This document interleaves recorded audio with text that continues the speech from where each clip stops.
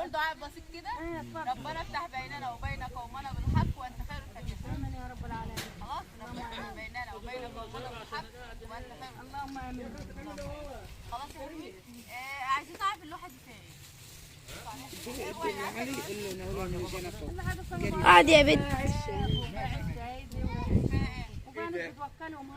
قول يا ابو نصر طيب فيها ايه؟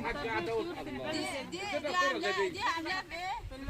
في المنزل، في حجرة المعيشة بتاعتها.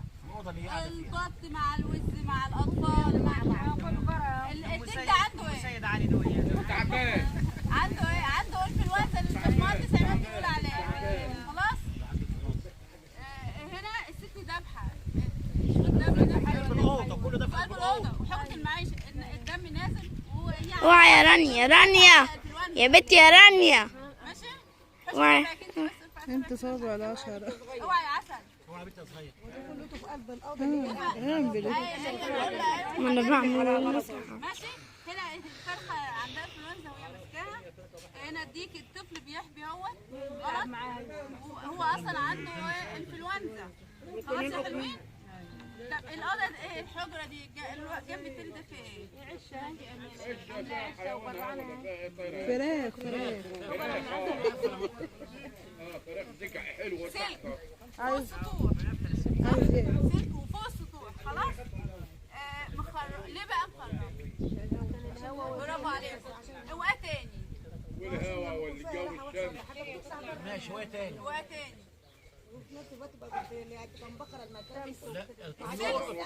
لا مش السلك ده حاجز ايه؟ الدموت والحشرات والدبان والحاجات واللي كل جميع الحشرات اللي في الدنيا. برافو عليك سقف.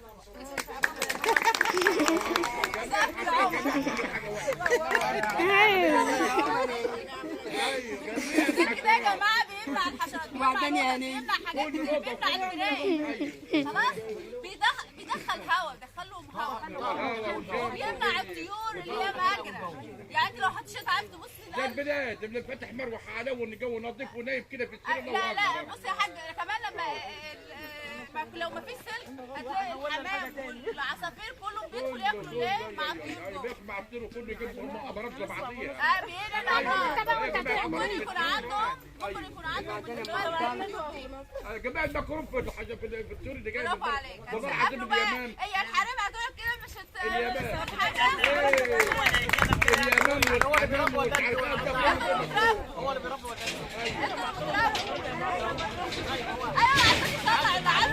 عاوز المعلومه اللي هو بيقولها دي حتى لو مش عارفينها تعرفوها.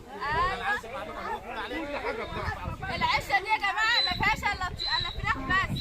محجزه لان البط ممكن يبرمط يعمل ميه ونبل. برافو عليك. سقفولها بقى. سقفولها بقى. ايوه كده. ايوه انا عايزكم احنا مش عارفين. احنا عايزين نتعلم منكم. انتوا ناس كبيره كده وعندكم معلومه. النفس بتاع البط حامل. خلاص يبقى احنا عرفنا مش هنربي دي. مش هنربي الطيور مع حجرة المعيشة اللي احنا قاعدين فيها. ما ينفعش واحدة نام على السرير وحاطة الفراخ جنبها. نعم. اما احنا طول عمرنا في قلب الطيور كنا بنعمل طيور في البيوت. في الوزة دي كانت انت هقول لك ازاي عدم الوعي بتاع الناس.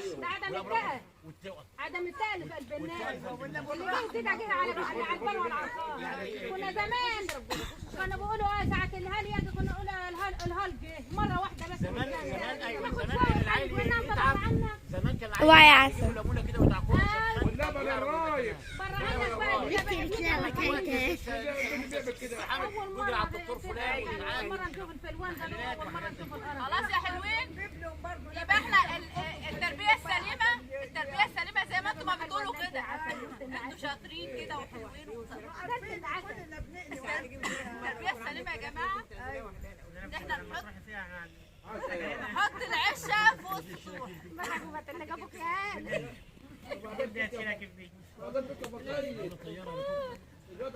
اوعى تدهشوا هم يا جماعة نعمل العشة فوق السطوح. بعيد عن الأطفال، بعيد عن الستات الكبيرة، بعيد عن حجرة المعيشة، بعيد عن الأوضة بتاع المعيشة اللي الناس قاعدة هي على الحصيرة وقاعدة بالظبط. ماشي؟ والسير ومش عارفة ايه. هنا بقى دي اللوحة دي عملت ايه؟ تبع فؤاد. انا بتصور لنا الاولاد ده بت حطت ايه؟ ده ما انا بصور اهو. لازم تاخد حذرك ده كده يعتبر كله هوا. خلاص. فليه؟ لان ممكن تاثر الانفلونزا لو جت في الفراخ ممكن تاثر على البني ادم جوزت فين؟ بس بتخلي جسمه لسه متاثر جوزت فين؟ لو حاطه شراب استنى بقى بلا شرب بلا باب، اما احنا الفلونزا هنا ذات احنا هنا الفلونزا. لا يا ستي بيجي في الطيور لما بيجي الطيور بتموت. بتاثر على ايه؟ بتاثر على البني ادم عجهاز التنفس. جسمه ده جاز مكسر. انت بس بتخلي البتاع بيجي منه زي الاميه بتاعت كده كده. ايوه برافو عليك يا حبيبي. اقولي بقى خلاص خلاص يا حبيبي. يبقى العشه دي فوق السطوح منعا جميع المخلوق لاختناق النفس للستات، منعا مثلا ايه لو انت عندك ضيق تنفس او حاجه ما تشميش الريحه بتاعتهم.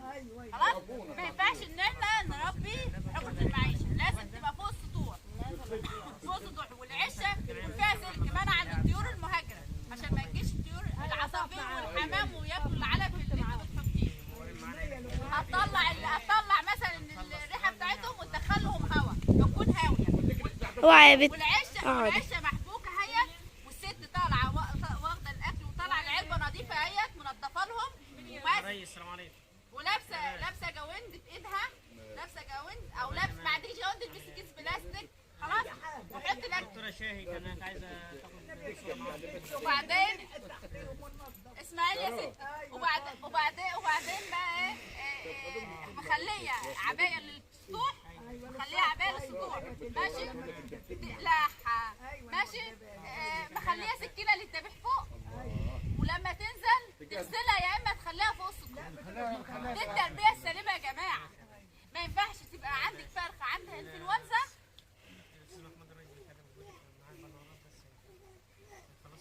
ماشي يا استاذ محمود. بدأ طب هتجينا بقى الجمعيه. ماشي واحد اثنين ثلاثة ونص. احنا برضه زي ما قبل خلاص خلاص يا جماعه. يبقى احنا عرفنا هنطلع الطيور هنعزلها عن البني ادمين. هنعزلها عن البني ادمين.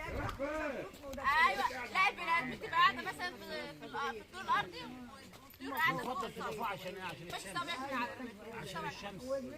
والريحه اعمل خلي ايدك بعيد عن الكلام. ماشي يا جماعه. تاني حاجة اللي احنا بنقول عليها يعني انت لو عندك بطة راقدة ولا ما تخش